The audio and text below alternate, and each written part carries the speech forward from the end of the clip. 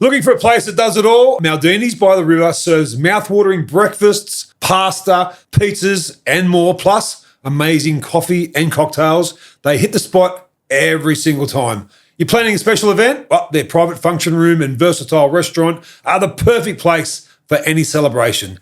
Good food, good friends, good times, Maldini's.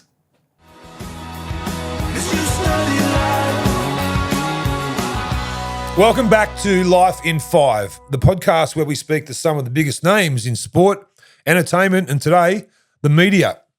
For decades, our next guest has been right in the thick of it, breaking the big stories, holding clubs to account, and giving footy fans the inside scoop. Whether it's the back pages of the paper, radio waves, or lately the TV panels, he's been telling the story of rugby league in a way that only he can.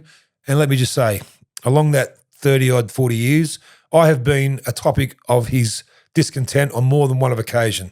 Today we'll sort it out. It gives me great pleasure to welcome my next guest to Life in 5, good mate of mine. We call him the Bulldog. His name is Dean Ritchie. Doggy. How are you, champion? Mate, I am awesome. This is in the role reversal, though. I'm supposed to interview you. Oh, we have over the years. I have many times. How many times do you reckon we've chatted over the last... Because we're the same age. 50 stories, I reckon. 48 of those are in the front part of the newspaper. Guy arrested for assault again.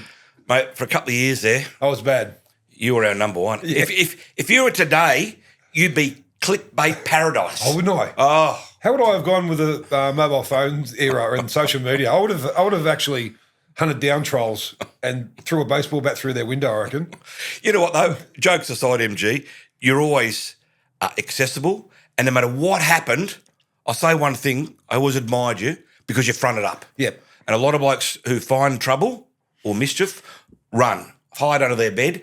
You always front it up. And for that, I do admire you, mate. Well, even though you're a rascal. I was a rascal. Mum and Dad always said, look, if you do something wrong, the first road to redemption is that step forward to say you've done something wrong. So I've gone on that way all my life. So was it hard coming up with 5 photos in your illustrious career? Because you've done it all. It was, and it wasn't. The era we grew up in, MG, the 70s and the 80s, because we didn't take a lot of photos. No. So it's hard to sort of go back and find the photos that meant something because in those days there was an old Hanamex camera. Remember the old one? Your old man used to take it and click it. Wind it around. You take it to the chemist and it'd come back about 10 days later. And half the photos would have a finger in front of the glands and you go, well, I can't use 8 of these. That's right. Yeah. Well, for your first photo today that you're look at that little cutie pie. It looks like a little Bobby Thornton. Oh, that little bonzo, a little fatty Vorton. Why'd you pick this? Oh, I just thought about a childhood, MG. I had a great childhood, very lucky. Ever since I was a kid, though, I was just rugby league obsessed. Much like yourself, I have no doubt. School, whatever it was footy cards, it was playing footy after school. I'd play in the backyard on my own if I had to, up the local oval, kicking a footy around. You know, when the lights had come on the streets, that's when you knew you had to get home for dinner. 100%. You come home with grazes off your knees. It was footy. I'd play footy. I trained. Everything I did when I was that young, right through my childhood, was rolled around rugby league. Who was your team growing up and who was your favourite player when you were a kid with this age? That age, my favourite team was the Roosters. Yeah. I was a mad Eastern Suburbs fan. Wow. These days, a lot of the passion has gone out of me in terms of supporting a certain side. But I love that late 70s, early 80s. My ultimate hero was Kevin Hastings. Loved Horry. Got to know Horry now. I spent New Year's Eve with him last year, which is always a bit special. Another good mate of mine these days, Crusher Cleal. Crusher Cleal was a great player. So this was after the Fairfax and Schubert era, when they had the long blonde hair. They were probably a little bit before me. Mid-70s, yeah. But they were that was a golden era for me, mate. I loved my footy. You know what, MG? I used to get about 5 or 6 of my Roosters mates and we'd take flags and we'd go to the old Sydney sports ground. Yeah. There was an old stand there called the Turner Stand, and that's where the East Supporters Club used to sit. And they'd chant songs. It was all great fun. I was only 14 years old, mind you. But no, a mad East fan. Loved the Chooks. That 1980 grand final when Bubba Gearin scored. He broke my heart, Bubba. Wow. He broke my heart. So where'd you grow up? I grew up in the Northern Beaches, up around the French's Forest area. And I'm still up that way right now. I guess living in the Manly area, it was shoved down your throat, MG. Yeah. Everyone, you had to love Manly. And I thought, no, I don't want to love Manly. I want to love my Roosters. You know why I love Manly as a kid? I was Because I beating him. I was in year 6 at Wayland Primary School, and we're on assembly one morning, and the principal says, "Lucky thing today, kids, we're going to have a couple of Manly players come to our school," and one was Graham Eady, one was Tom Mooney, and from that day forward, I followed Manly, and my grandfather lived next door to Keith Eady up at Patonga, so my love of Manly was purely Graham Eady. I saw Wombat in January. How is he? He came for a beer. He's good. Yeah, he's got a few health issues like we all do as we get older, but he was some player. I did, sorry to divert him, I was asked. You did something recently on the I was asked to do the top 5 Manly fullbacks of all time. We've had some. Trebojevic, Brett Stewart and Graham Eady. How do you split those You three? don't. You can't. Well, I think memory-wise, Graham Eady, the Wombat, is number 1, but then Brett Stewart's record speaks for itself. That's probably number 1. But at the moment, you'd say Tom Turbo's going to overtake them all. And if his Hemi's... Well, Wombat won 4 comps. Did he really? He won 72, 3, 76, Oh, 78, and he's still Manly's greatest point scorer. There you go. I couldn't go past him. Snake was an unbelievable talent. He won 2 comps. So it shouldn't matter, I don't think, MG, but I wonder when you're rating these players, do you need to win a comp to take that next jump? And that's where maybe Turbo needs to get to. Good point. If he's going to go higher in the legendary status at Manly. Great call. Photo number 2, obviously you're talking about your love of rugby league. I can see some really familiar faces in this. Tell us about where this is, what year it is, and what is this photo all about? Yeah, MG, to be honest, you're going to probably rouse on me here. It was rugby union of all things. Okay. I played a bit of rah-rah as a kid. I wouldn't rouse on you, mate. That's... I was an okay player. I was never going to be... How old are you here in this photo? I was in year 12 then, so I was, say, 17, 18. And I managed to make a couple of rep teams.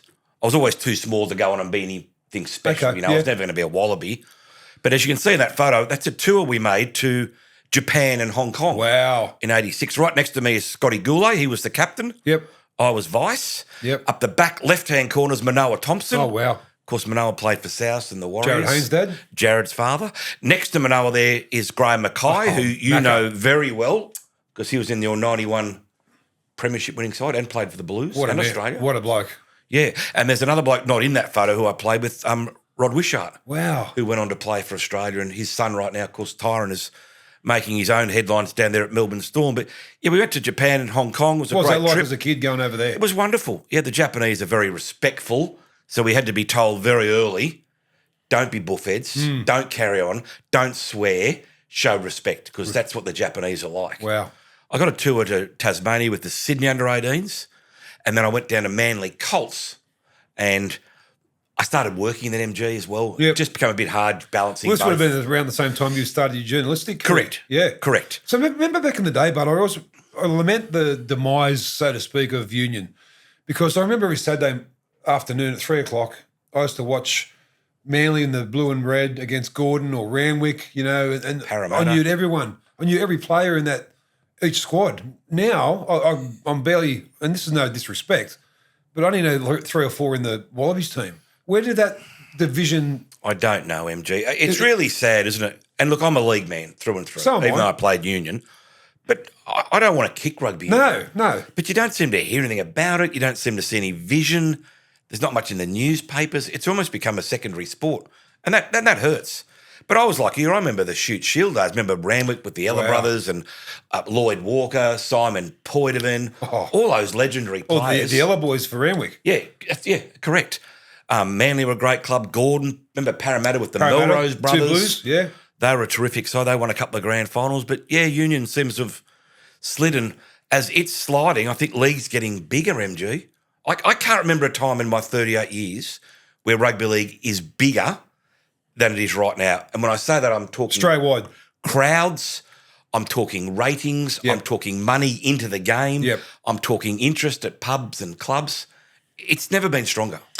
What do you put? You might disagree. No, I don't. But I don't think it's ever been stronger. I don't think it has been. I think we go through, when I grew up, the 70s were flamboyant, watching the rugby league play. I was born in the late 60s, so watching the 70s, I was a young kid and I was impressionable.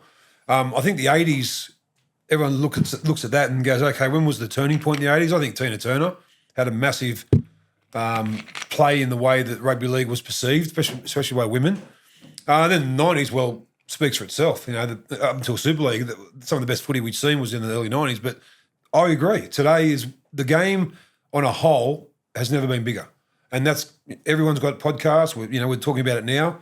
Everyone's streaming. Everybody's, playing. The women's game has got a lot to do with it as well. But it's massive. Mate, I know our grounds, some of our suburban grounds aren't huge. But in the 90s, if you sold out a game, it was back page news. Massive. We used to run the actual ticket on the back page saying this is the hottest ticket in town. Now you're getting 3, 4, 5 games every round. True. Which are sold out. And yes, I know some of the suburban grounds aren't huge. We're in Manly, MG. We're in Manly right now. Brookvale. They sold out every game bar one last year. 9 out of 10 home games. And already, that a couple of weeks ago, before the start of the season, they'd sold 80% of their grandstand tickets. Wow. They'll probably sell out every game this year. Look at the Warriors. They sold out every game last year. It's really flying right now. Penrith when they were at Bluebet. Penrith, every week. What about that, just quickly on Penrith going to Combank Stadium? Is it a worry for them, do you think? You know what? I don't think enough's been said about it. I think it's going to be a bigger issue than people are actually thinking. Well, they're nomads now. They're basically in COVID times because they haven't got home ground. Correct. And your 14th player of every club is your fans and your home ground, and they haven't got it. You forget too, MG.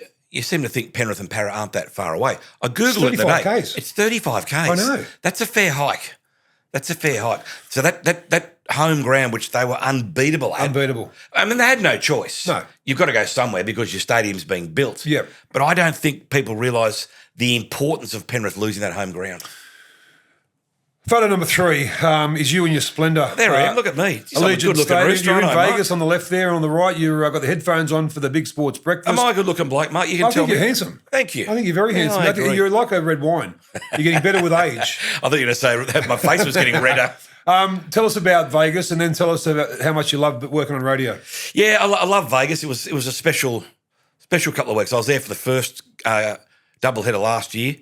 I was lucky enough to go to LA with the Roosters first up, and that was just magnificent. They took me into their inner sanctum. We went to basketball games and dinners, and they were really looked after us. But mate, I've been very lucky, MG. I've covered games in England, Wales, France, Papua New Guinea, New Zealand, Fiji, and America. Wow. So for a non-international sport, which they keep saying, we do get around the world a little bit, and we're very lucky. But yeah, Vegas was great, and I love radio, MG. I feel I can be a bit more of myself. It's immediate, isn't it? Yeah, but you can probably express your personality a bit more when you're writing news stories. Oh. Was I that bad? That's the unofficial way where we chop a fucking podcast. Drop the fucking sign. You got to leave that in. Yeah, you got to leave that in. I think it's been sitting there for about a month. Yeah, and had to drop on Bulldog. Fucking hell. MG, if I'm not interesting, just tell me. Be honest. I'll just had the button here. So the difference I find, MG, is that writing for a newspaper and you're a news reporter, which I am, you have to write clinical, cold, factual stories. But you don't get a chance to really express yourself, whether you might be a knockabout or a funny bloke or a dour bloke or a boring bloke, whatever traits they are, you don't get to express that. No. But on radio, you can express yourself just as you and I are right here, right now. And I enjoy that. Well, there's no charade when you're on radio, and like this is what people see you now. And so you've also recently been on 360, NRL 360. Yeah, a bit of TV. I had a few TV shows over the years. You been liking that? Yeah, about 5 over the years. 4 of them got chopped. That's all right, MG. It was just a coincidence.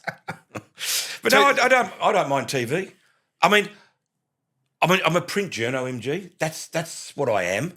And if other arms of the media say come on, I'll go on. But I can never lose the fact what I am. That is a bloke who loves writing for a newspaper. When we saw that second photo of you playing rugby union, what made that kid there want to be a journo? I just think that love of rugby league. Fair you remember we were kids. And you're playing union. I was playing union. Well, back then, though, there didn't seem to be I played school union as well. Exactly. There didn't seem to be that. I mean, would you call it a rivalry these days? A divide? Yeah. You sort of played a bit of both and no one really cared. But remember Remember the old controversy corner? Oh, Rex I mean, Mossop. I used to love those Yeah, shows. I'd get up on Sunday morning. Sunday morning. 9 a.m. Patra Orange Juice. Alan Clark's the pass the ball What else? competition. Meat Pro Ham. Oh, Remember man. the Viking sauna? The Viking sauna. I think it was and, Clarko. and the squash, the tournaments. right, the squash. Who's the best squash player in rugby That's league? right. Arthur Beetson always Arthur won, didn't Beetson he? won it. Yeah. I think Clarko was on there, Alan Clarkson, Cole Pearce, Ferris Aston, and Rex. Wow. It's kind of a bit of a pinch me moment for me when I look back as a kid who I adored those days and those times and those people, and yet here I am sort of doing a show which is similar. It's kind of a remind you how lucky I've been in my life. Yeah, I have been, but I had a similar encounter with Rex Mossop because I used to watch him, and I knew he was a dual international, and used to watch all the shows he was on, his commentary. And when Ron Willey was our coach at Penrith, he was good mates with him. We went on a harbour cruise, and the first thing Rex Mossop said to me was, "You got to pull your head in." First thing he said to me, not "How are you?" Was it fatherly advice or stern? Both. Yeah, because I know what Rex was like. There was no mucking around. No, he's very blunt. And about 2 hours after we got off the boat, he said, "I hope you didn't take that as the wrong way." I said, "No, I respect you." He goes, "Good, because you're going to be a good footballer, but pull your head in a bit." And you went to that night and probably got arrested. That night, I got the punch up in the cross. Thanks, Rex. You ring him and bow you out. Well, you talk about how wide and how fruitful your journalistic career has been. Countries you've been to, you've seen them all. But this is a photo number 4. You next to ScoMo. How many PMs have you been photographed with over the years? Yeah, I only picked that one out, MG, not through political reasons, just more I had it in my phone. That's actually in Fiji for the Prime Minister's game a couple of years ago.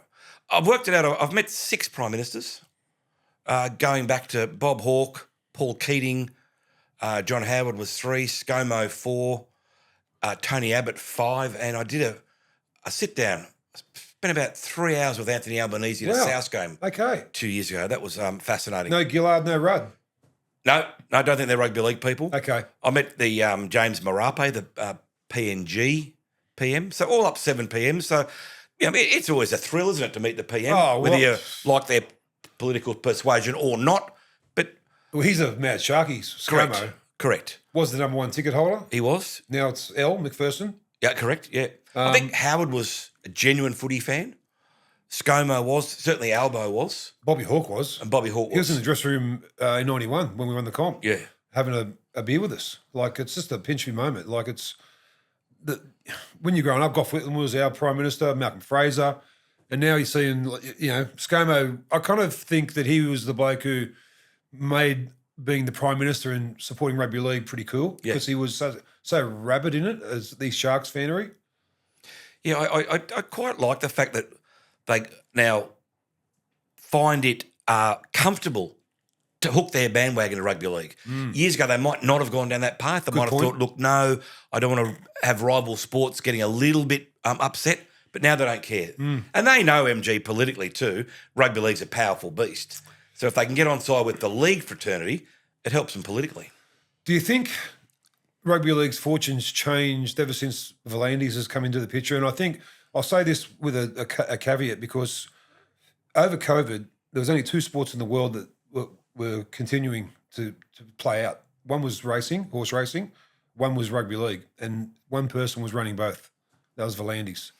Mate, what's your dealings with him been like? Very good. Not a problem with Peter. He's hard ass. What he wants, he gets done.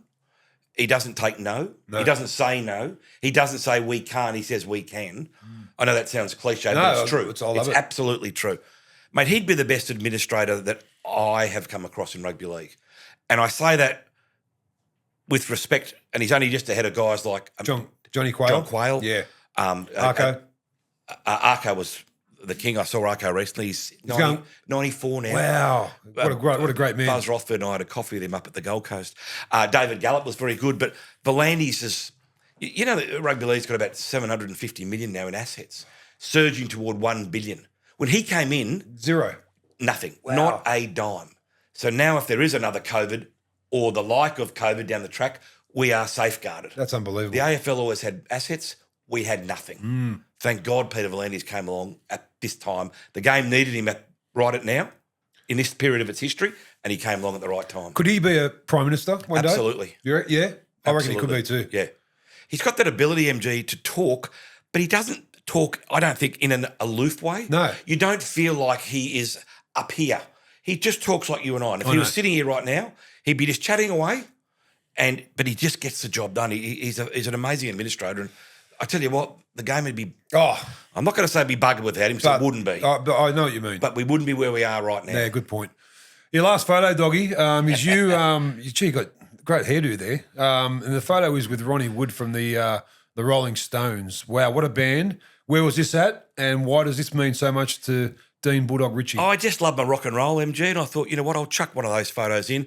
It was actually at the Laureus Awards in London. Wow. Yeah, Ronnie was at the same function, and I grabbed that quick snap of him.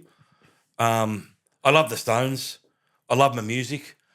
My first great band I love was Midnight Oil. Oh, yeah. One of my all-time favourites. I love In Excess. But if you're going to ask me about which bands overall, Stones, I love the Beatles, Creedence Clearwater Revival, The Who. Eagles, Bob Dylan. Yeah. I'm a real big rock and roll fan. Yeah. And I find it not so much soothing, but there are times where I just think, you know what, I just want to put a bit of music on. 100%. Chill out. Even if it's AC/DC, I love, that doesn't exactly soothe you. It gives you another emotion. Puts you in a mode, but it just takes you to another place. And you think, good, I can clear my head a bit. So obviously you've met some famous people over your journey. I remember once the most famous person that I met was kind of by accident. We're on the Kangaroo Tour in 1990 and we're playing in France at Carcassonne. We're playing the second 11 from France. And at half time, we're only beating them by 4 points, 16-12. Bozo was filthy. Like, we're playing in tracksuits. It's -1. And at half time, we heard this commotion.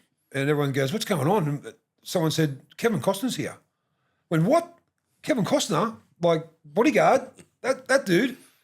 So he's walked in. He's filming like 10 Ks away at this big castle at Carcassonne. So he's walked in while Bozo's addressing us at half time and going, we all got up and got photos. Like our kangaroo photographer was going, you know. What did he come to the ground for? Just to have a look? To see this game, Right, see rugby league. Yeah, and like the first thing I noticed was he had platform shoes on. So he's like, he would have been 6'1", but without them he's about 5'8", and it was amazing. And obviously Bozo, you know him. He goes, "Who's this Neville?" Like, and get his name wrong too. Who's this Kevin Costner? Which is Bozo's style. So besides Ronnie Wood, who's been like a pinch me moment for you over the years? I've got to know a couple of musicians who are quite well known. I wouldn't say they're absolute close friends, but I'm quite good mates with Gary Beers from In Excess. Gary Beers. I met Gary, came across to Vegas and we hung out a bit because he's a Mad Manly fan. You don't have to give me his number. I reckon he'd be good on this. I've got his number. Yes. Mate, he would love it. He was just in Australia last week. He's gone back to LA. And I'm quite good friends with Don Walker, the songwriter from Cold Chisel. Fanatical rugby league fan. Wow. But knows everything, MG. I will talk about Cold Chisel. He comes straight back with rugby league. But he knows names, he knows dates, he knows scores. He's unbelievable. Mad Broncos fan. When he arrived in Sydney, Barnes and a few of his mates went for Para. So he joined on the Para bandwagon in the 80s. Oh, that was when they were big. Them and Dogs. Yeah. And then when the Broncos came in. 90s. In late 88. 88, yeah. That's it, yeah. He went to support the Broncos. Wow. But yeah, Don Walker, brilliant songwriter, but rugby league knowledge unsurpassed. Well, that brings us to our Gimme Five, where probably some of that stuff you were talking about will get mentioned. What we do here, Bulldog, is have 5 quick questions. You answer them in a way that only you can.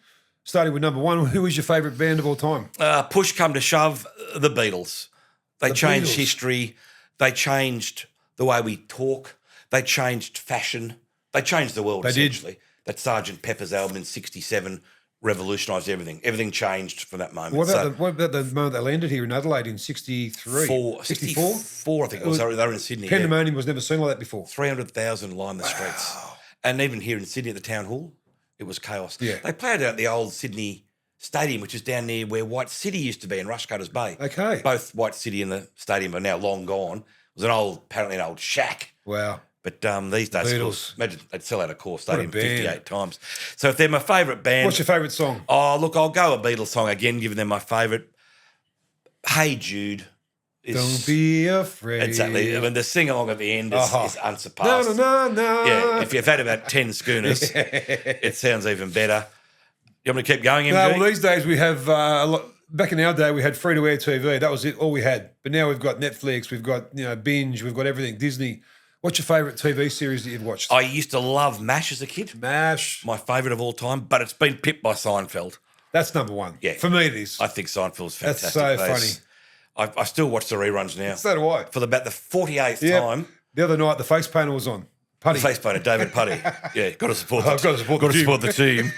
I watched the Soup Nazi. That was on last night. No soup for you. You know what? I went to New York in January. So did I. I went 10 years ago and went there. Yeah, I was 55th and 8th. Soup Nazi. Wow. Got the soup. Got the jambalaya, because that's what Newman had. But I'll go Seinfeld. Yeah, I'm with you. Seinfeld. Obviously, we're thinking about you're a rugby league man. What's your favourite other sport? Test cricket. Test cricket. Let me say Test cricket. Not cricket per se, because I'm not a great fan of the 2020. Albeit I know it's the future. I know the kids love it, MG. They pack the stadiums out, and it's a cash cow. Yep. But the Test series we had this year, It's India. unbelievable. Yep. You can't get that in 2020. No. And this coming year, the Poms are coming out. Oh, how good. So that'll be 5 tests of Can't wait. epic proportion. So I'll say Test cricket. Finally, you've done something wrong. You're on death row. What's the last meal that you order? That's a nice cheery way to finish, MG. Yeah. You know what I love? I love a roast, but I'll go Chinese. What's in your Chinese meal? What do you, I'm basic, sweet and sour, Mongolian lamb, black bean sauce? black bean sauce. Yeah. You go around the world, every Chinese is a little bit different, but I love Chinese. So if I'm going to have a last meal, whack me down for a couple of dim sims. And what are you washing it down with? I wash it down with a good old-fashioned VB. Oh, I'm not an exotic beer drinker. I like the old stuff. not a craft drinker. I'll tell you what I have become, though, mid-strength. I never thought I'd do No, that. we've got to at our age. I have to. Otherwise, it spins us out of Mate, 3 days I'm in bed. So I have a few lights if I can, Yep. and then mid-strengths, and then that way I can wake up the next morning and function. Well, you have been illuminating. Thank you. We've been associates for a long, long time. We've been have. mates in the last, I'd say, decade. We've got closer. We've both got a common interest with our mate Lou Zavanovic, who we love. Great fella. Dean Ritchie, that was your life in 5. And Thank you. commemorate MG. you coming onto the show, Thank you very much. a couple of bottles of Lily Pilly wine. Oh, that's very kind of you. Before I go, that ring, what's it worth, MG? You must be flying. Mate, you know what? Can I tell you What's that worth? That's worth about $5. You serious? Yeah. Rubbish. From an op shop. You serious? Yeah. We'll cut that out, fucking, by the way. Everyone asks me. I wore it as a fancy dress thing at, everyone thinks it's worth about, I'd say 30 grand. That's fucking $5. Beautiful. Dean Ritchie, bang. Thanks, MG. Thanks for having me. Awesome.